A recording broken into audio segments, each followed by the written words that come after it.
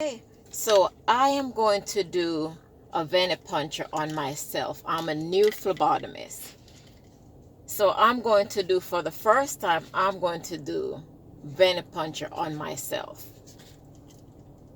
Of course, I have the sharps container. I have my tourniquet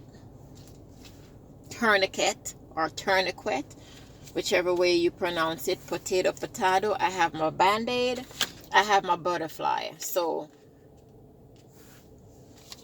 this is a 23 gauge. So this is the smallest needle. I don't know how to show it. Let's see.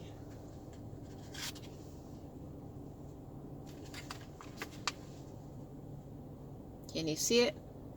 So that is the smallest needle, a butterfly. Now, this is also a butterfly, but this is 21 gauge. This is a 21 gauge butterfly. It's green. This light blue right here. I wish you could see it. There you go. This light blue right here is a 23. So I'm sticking myself for the first time. So I'm going to use a 23. So I'm going to pretend I'm a patient.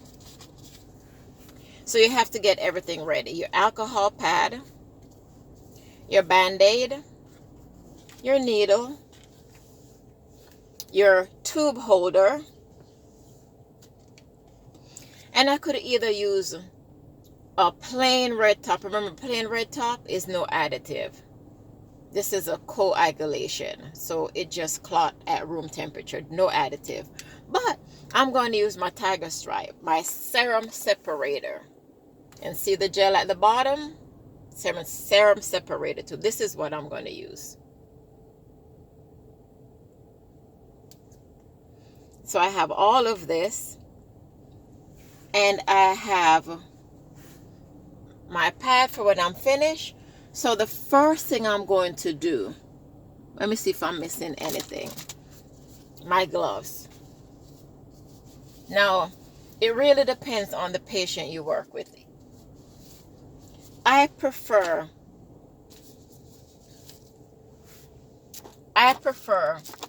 since I'm new,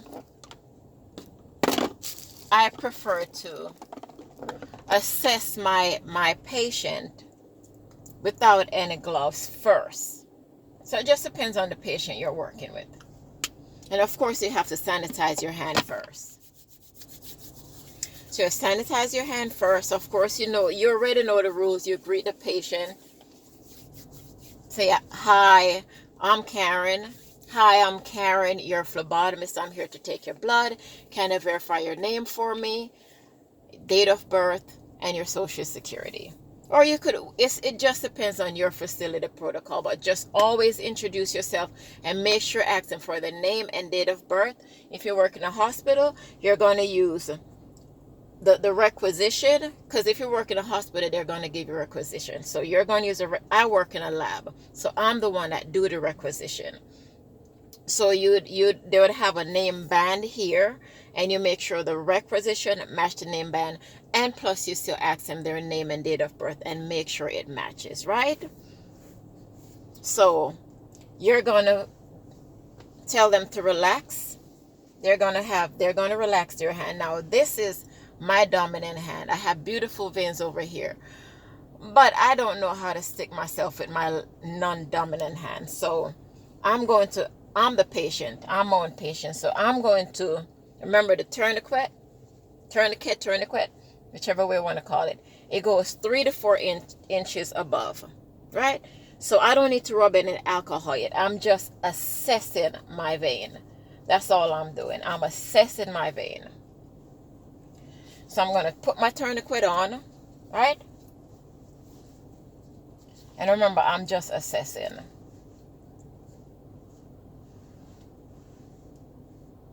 So see my vein? I don't know if you could see it. So you palpate, you feel. And a vein should feel firm but bouncy.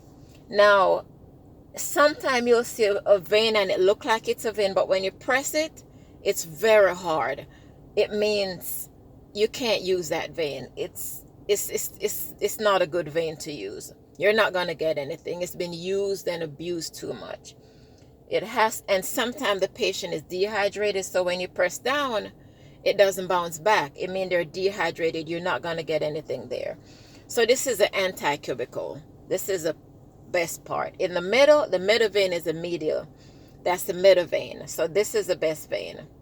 If this is not there, the second best vein is going to be your cephalic vein. And remember, the cephalic vein, see outside, you see outside, see, that is the thumb. Because this is your palmars. This is your palmars, palmars. And of course, you're not going to keep the tourniquet on for more than a minute because you don't want to cause hemo concentration or anything like that.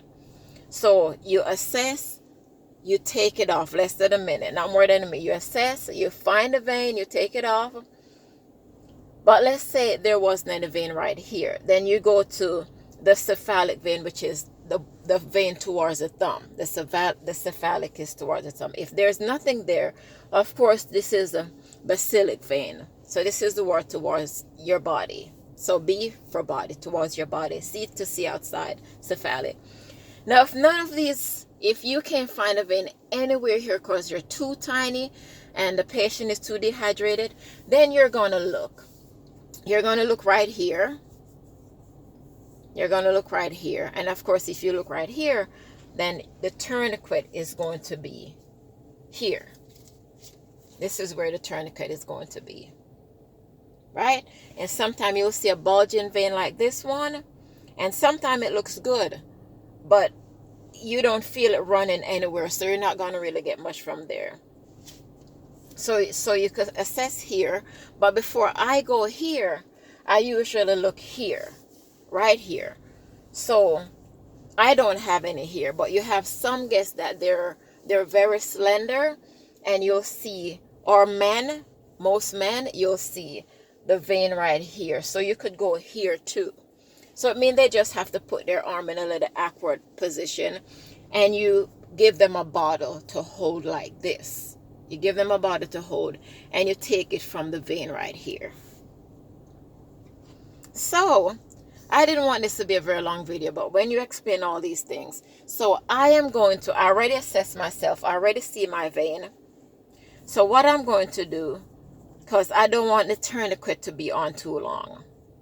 So I'm going to set up my supply. This is my bottle, serum separator. This is a SST, serum separator tube, right?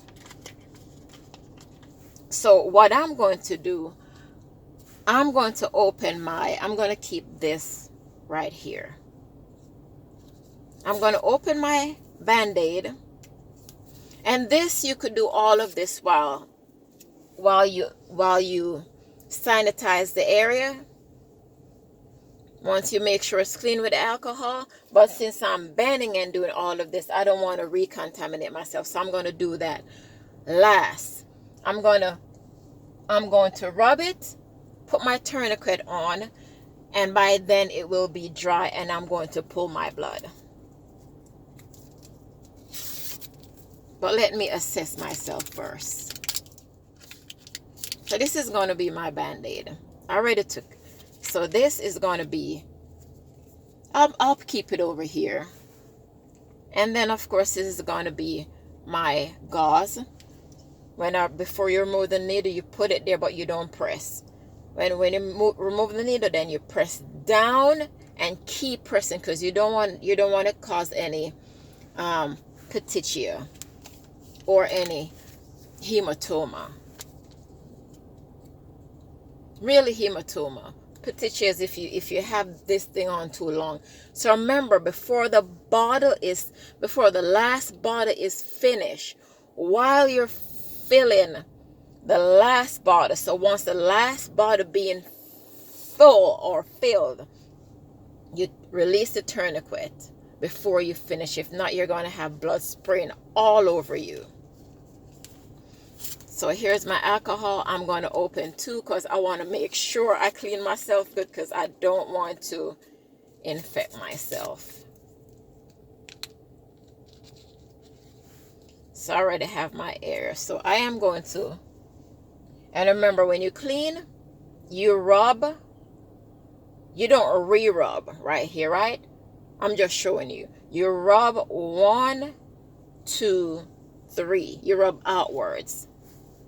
So I'm going to rub again the right way. Right here, you rub out and you don't let it touch the same area. I don't know why I feel like I should just rub one more time. Do I have any more? I do. So I'm just going to rub one more time to make sure I am clean, because I don't want to give myself any infection. There. Right? So now I'm going to put my tourniquet on.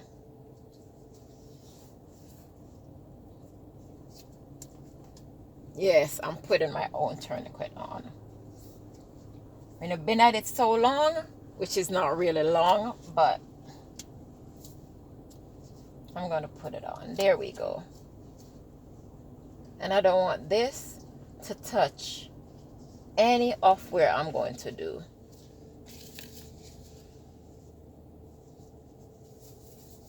These gloves are big. You should always make sure you have the right gloves.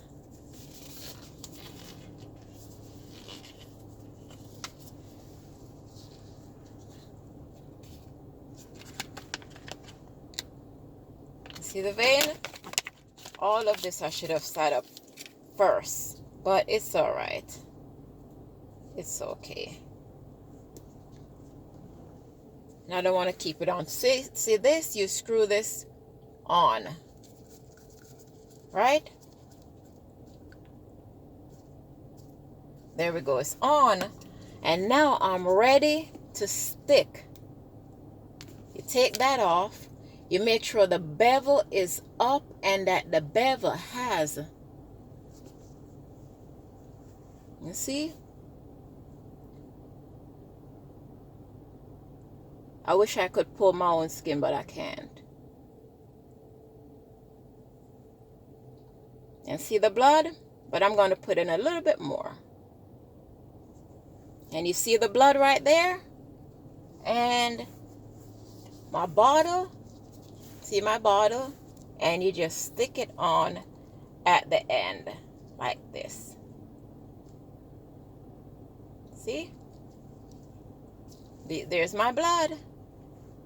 I don't want to take all my blood. So now what I'm going to do is I'm going to put this right here and remove this. And you press down. Right? You press down. And let me show you. So I'm going to keep pressing because I don't want to give myself any hematoma.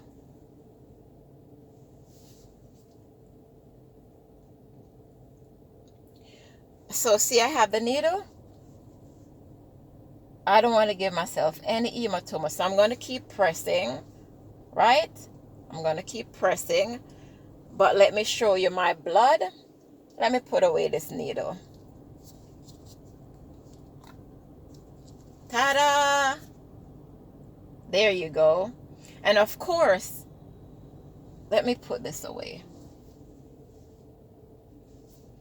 Let me put on let me put the Band-Aid on and then show you.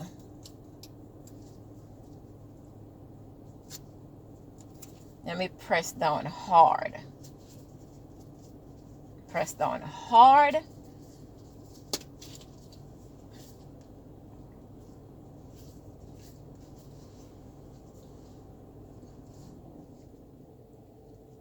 Of course, the right way to do it. But it's my first time, so my mind totally forget. I should have removed the tourniquet before. I should have removed the tourniquet before. And I can't even, let me take this glove off. I can't even get this thing. So remember, you press, because you don't want any hematoma. But here's my bottle. And let me put my bandage on. So see? And of course, this is a separator, right? So you invert. 1, slowly. 2, let me get another band-aid. 3, 4, 5, 6, 7, 8. So remember, 8 to 10 times. Some places say 5 to 7. And then you wait 10 minutes. And then you put it in a centrifuge. And you spin it to separate. Because it's a serum separator. You spin it to separate. And once it's separate, you're going to see the blood down here. You're going to see this separator in the middle. And then you're going to see the serum on top.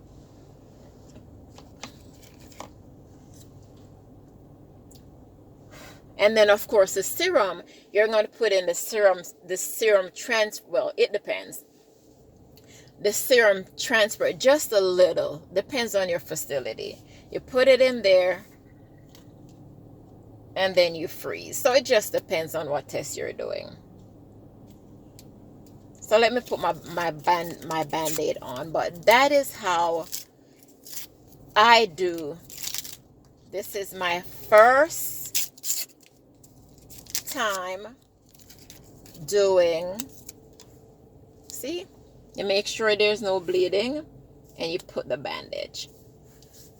Usually with my patient I keep this on, because usually with my patient I draw like sometimes 5 SST bottles and a lavender top, and just remember your order of draw.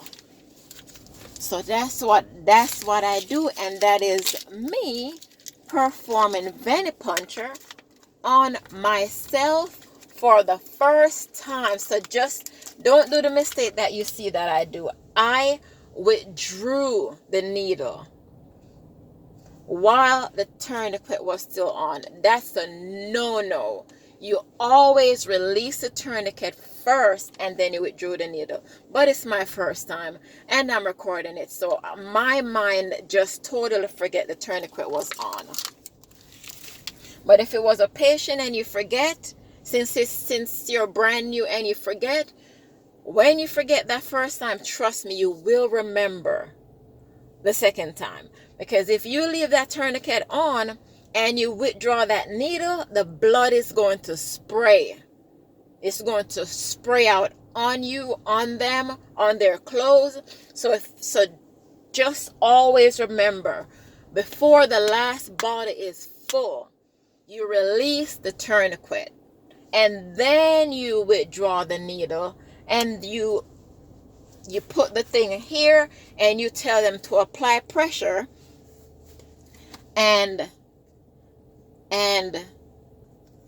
this, you make sure that as soon as you tell them to apply pressure, you make sure always put this away from you. And always remember the bevel should be up. See the bevel?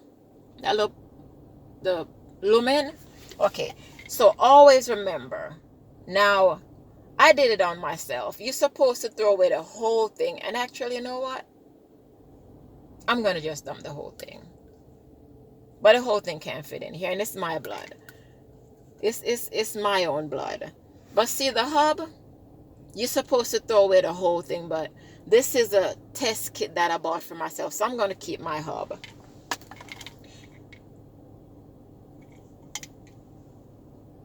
And this is good too. I think I'm going to keep this. I'm going to keep this because this is good.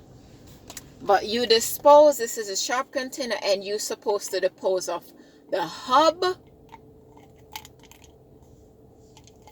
You're supposed to discard of the whole thing in the sharps container which depends on where you work. You may have just a small one, but in the lab, I work in a lab, so I have a big one and two small ones. So as soon as I pull it out, as soon as I release the tourniquet, pull it out, and then I put it first.